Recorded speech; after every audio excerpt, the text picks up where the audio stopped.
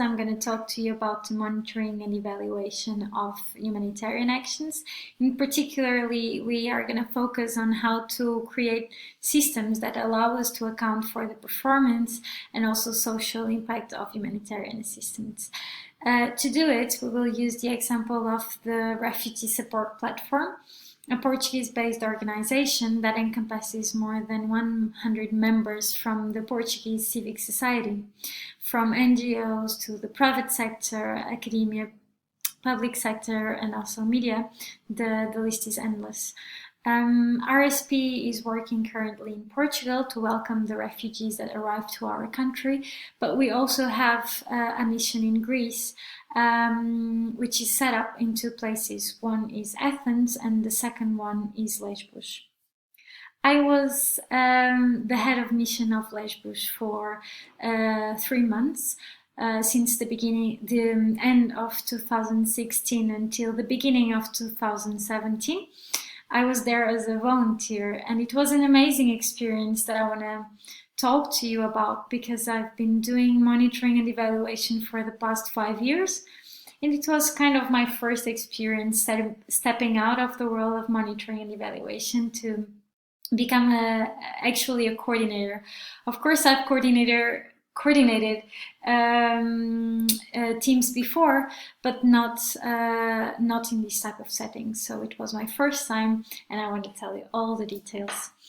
We had 3 main activities. One was with women. We had the women support group. We were working with Farsi women to help them find their own coping strategies to this disaster. We had also a second type of activities, which were the activities with kids. As you can see, they are very special. It's impossible not to fall in love for them. And our work with the children was basically to make them feel happy and also to forget a little bit of everything that was going on out of our little container. And besides the women and kids, we were also working with the youth.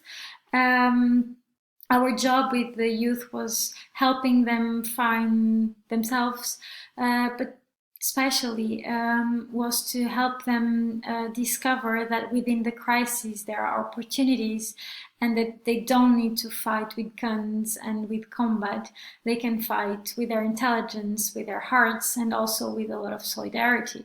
So we were trying to build community-based approaches and peer-to-peer support groups, mixing different nationalities. And it was a very interesting job. And we still maintain and keep contact with them. Of course, the mission continues, but personally, I do keep contact with them. And it's amazing to see them grow even after doing the activities. But before I go on and actually tell you more about the work and show you a couple of videos on how we have done things, I must refer to 2 amazing teams that we had. This was my first team and this was my second team, and without them, none of my knowledge would have been of any use. They were very inspirational to me.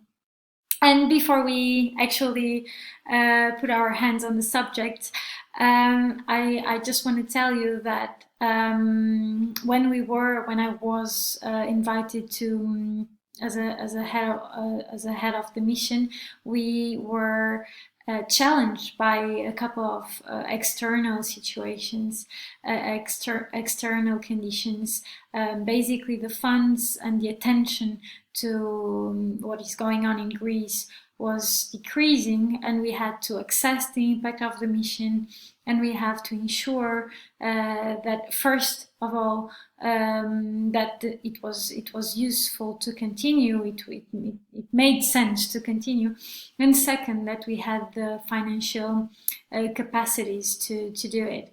And of course I had to coordinate and report back.